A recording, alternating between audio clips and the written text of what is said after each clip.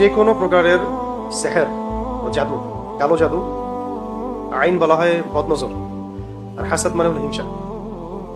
এই সেহের, আইন, হাসাদ থেকে বেঁচে থাকার জন্য খুবই মাসনুন মুনাসিব কিছু আমল আমরা জানিয়ে দিচ্ছি। ইনশাআল্লাহ এগুলো দৈনন্দিন আমল করতে পারেন। কেউ চাইলে সকাল সন্ধ্যায়ও আমল করতে পারেন। আবার কেউ চাইলে এগুলো আয়াতগুলো পড়ে পানিতে দম করে খেতেও পারেন, ওই পানিতে গোসল করতে পারেন। এবং সেখানে আরো ভালো হয় যদি 7টা বড়ই পাতাকে পিষে বেটে দেওয়া হয়, এটা চিকিৎসা আর কি। তাকে এমনিতে আমার অভিজ্ঞতা থেকে বলা যে যদি নিয়মিত এগুলো পড়াও হয় সকালে সন্ধ্যায় বা রাতে, এমনি আয়াতগুলো পড়া হয়, পড়ে দম করা হয় গায়ে, বা মাসাহ করা হয়, বা পানিতে ফু দিয়ে পানি খেয়ে নেওয়া হয়, এতেও ইনশাল্লাহ আল্লাহ চাইতো সমস্ত ফিতনা থেকে হেফাজতে থাকবেন ইনশাল্লাহ। বা কেউ যদি ফিতনা করতেও চায় ইনশাল্লাহ কাজ হবে, কাজ হলেও সাময়িক হবে।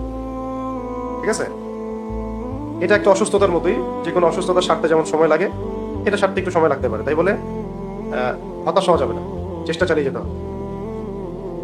এর আগে প্রথমে শর্ত হচ্ছে 1 নাম্বার যে খালেস ভাবে আল্লাহর কাছে তওবা করা, খালেস ভাবে আল্লাহর কাছে তওবা করা, রিজিকটা হালাল করার চেষ্টা করা, আল্লাহর দিকে রুজু হয়ে যাওয়া, আল্লাহর দিকে নিজেকে রুজু করে ফেলা। আল্লাহ পাকের উপর রুজু করা। 4 হলো আল্লাহর উপর তাওয়াক্কুল করা, ভরসা করা।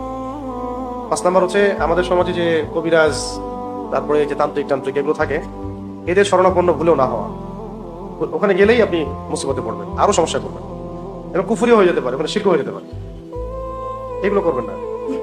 আরেকটা জিনিস যেটা আমরা না চাইতেও করে ফেলি, বা চেষ্টা করার পরে হয়তো আমরা দূরে থাকতে পারি না, সেটা হলো অনলাইন ফিতনা।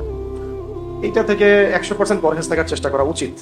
আমি নিজেকেও বলছি, আপনাদেরকেও বলছি, এটাই মনে হয় সবচেয়ে বড় সমস্যা। এমনিতে একটা মানুষের চোখ লাগা, বদনজর লাগা, সেহের করা একক ব্যাপার। এটা হচ্ছে একটা পুরো মানে শয়তানের একটা দল আপনার পিছনে লেগে যাবে। ঠিক আছে, আর ইবলিস শয়তান এবং তার দল দুর্বল, এটা মনে রাখবেন। ইবলিস শয়তান এবং তার দল দুর্বল, মানুষ শয়তান এবং তার দলবল শক্তিশালী। মানুষ যখন শয়তানের রূপ ধারণ করে, তখন এই মানুষ শয়তান ইবলিসের চাইতে বেশি শক্তিশালী। আর এই মানুষ শয়তানদের চাইতে শক্তিশালী হলো দূষিত নফস। দূষিত নফস, যার নফসের মধ্যে দূষণ আছে, তার জন্য মানুষ শয়তানেরও প্রয়োজন নাই, জিন শয়তানেরও প্রয়োজন নাই। আমরা এই পয়েন্টগুলো নিয়ে পরে কথা বলবো, যে নফসের দূষণ কিভাবে দূর করা যায়, মানুষ শয়তান থেকে কিভাবে বাঁচবো, জিন শয়তান থেকে কিভাবে বাঁচবো। আপাতত আমি প্রথমে কিছু কোরআনের আয়াত বলে দিচ্ছি, যেগুলো আমরা নিয়মিত পড়ার চেষ্টা করবো। এই নিয়মিত পড়াটা কিন্তু বাধ্যতামূলক না, আমরা যদি পড়ি তাহলে নিরাপদ থাকবো। এবং দৈনন্দিন একটু কোরআন তেলাওয়াত হয়ে গেল, প্রত্যেক হরফে 10 টাকা হবে, অন্তত পক্ষে 10 টাকা হবে ইনশাআল্লাহ। তেলাওয়াত যারা জানি না অবশ্যই শিখবো, যে কোনো ভাবেই হোক শিখতে হবে। এখানে শিখেন, বা বাসায় শিখেন, বা অনলাইনে শিখেন, বা কোনো ওস্তাদের কাছে অবশ্যই শিখতে হবে। এটা ফরজ, নিজের উপর ফরজ করে নেওয়া। আর অজু অবস্থায় থাকার চেষ্টা করা, সবসময় অজুর হালতে থাকার চেষ্টা করা। মাজুর, হ্যাঁ, অজু চেষ্টা করবে তারা থাকার জন্য, যদি ভেঙে যাবে। ঠিক আছে, পবিত্র থাকার চেষ্টা করা, কাপড় পবিত্র রাখার চেষ্টা করা, যে বাসায় আছে সেই বাসার মধ্যে ছবি মূর্তি না রাখা।